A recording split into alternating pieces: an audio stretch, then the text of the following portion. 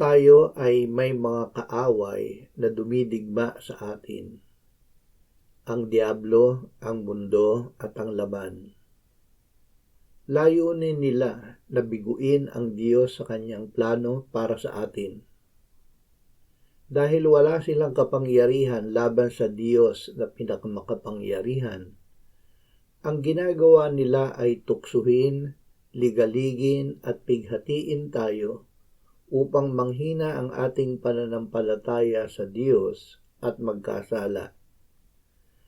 Kung sila ay magtagumpay na biguin tayo, ipagyayabang nila na Diyos ang kanilang nabigo. Ngunit ito ang katotohanan. Sila ang mabibigo. Ang diablo, ang mundo at ang laman ay ginapi na ng Panginoong Hesus. Ito ay ayon sa kalooban ng Diyos na tinupad niya bilang kordero ng Diyos na pinaslang bago pa itatag ang sanlibutan. Bagamat nasa anyo ng Diyos, hindi niya pinanghawakan ang pagiging kapantay ng Diyos, kundi hinubaran ang kanyang sarili at kinuha ang anyong alipin at naging tao.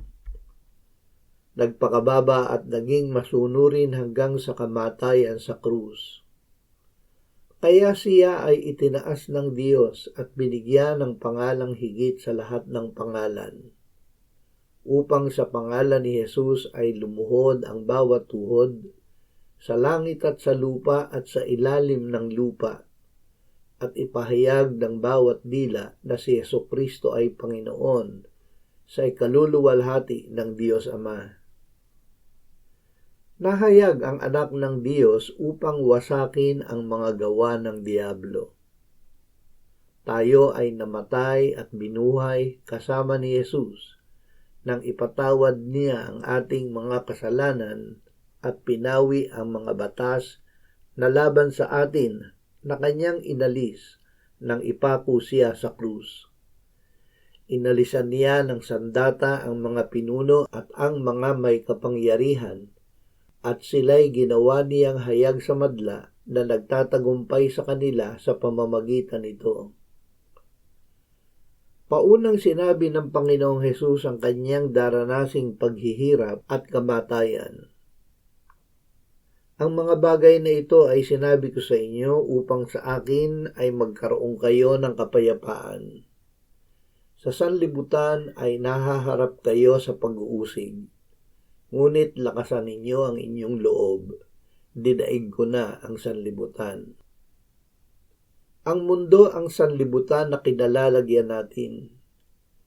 Dito gumagawa ang diablo upang tayo ay usigin, ligaligin at pighatiin. Ngunit ang diablo ay hinatulan na at pinalayas na nang ang Panginoong Hesus ay ipinako at namatay sa krus. Sa pamamagitan ni Jesus na nabuhay na muli, tayo rin ay magtatagumpay laban sa diablo. Ang diablo ay dudurugin ng Diyos sa madaling panahon sa ilalim ng mga paa natin na mga mananampalataya. Ang diablo ay sinungaling. Kahit siya ay nagapi na, ay lilinlangin niya tayo gamit ang pag-uusig, pangliligalig at kapighatian. Labanan natin siya gamit ang salita ng Panginoong Hesus. Sa sanlibutan ay nahaharap kayo sa pag-uusig, ngunit lakasan ninyo ang inyong loob, dinaig ko na ang sanlibutan. Ang salitang ito ay hindi lamang sa Panginoong Hesus nagmula. Ito ay mula sa Ama. Ito ay katotohanan na ginamit ng Panginoong Hesus, kaya't siya ay nagtagumpay laban sa kamatayan. At ito ay magagamit din natin upang magtagumpay sa lahat ng pagsisikap ng kaaway na tayo ay biguin. Sinabi ng Ama, "Huwag kang matakot sapagkat ako'y sumasa iyo. Huwag kang manlumo sapagkat ako'y iyong Diyos. Aking palalakasin ka, oo, aking tutulungan ka, oo, aking aalalayan ka ng kanang kamay ng aking katuwiran." Ang gawa ng ating mga kaaway ay masama. Ang pagsisikap nila ay pasukuin tayo sa paggawa ng mabuti. Kung tayo ay sumuko, tayo ay tiyak ng bigo. Ngunit malalabanan natin ang tukso na sumuko.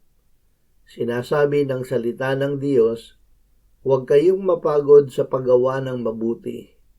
Sa takdang panahon ay aani tayo o hindi tayo manghihina. Ang Diyos ay may nakalaang gantimpala sa atin sa kanyang tamang panahon.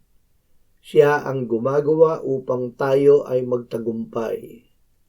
Hindi mabibigo ng ating mga kaaway ang layunin ng Diyos para sa atin.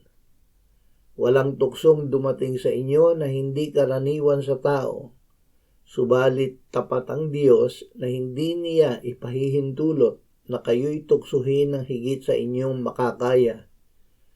Kundi kalakip din ng tukso ay naglalaan ng pag-iwas upang ito'y inyong makayang tiisin. Manalangin tayo. Ama, palakasin mo kami laban sa aming mga kaaway.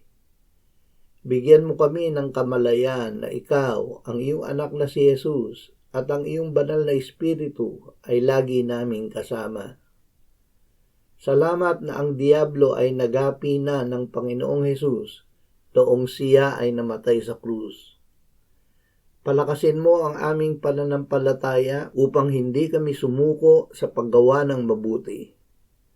Sa iyong itinakdang panahon, kami ay mag-aani ng iyong anihin. Dahil ikaw ay tapat, hindi mo kami pababayaang mabigo, kundi ihahatid mo kami sa tagumpay na inilaan mo na sa amin sa pamamagitan ng iyong anak na si Jesus, na muling nabuhay at ngayon ay makapangyarihang naghahari kasama mo, kaisa ng Espiritu Santo. Amen.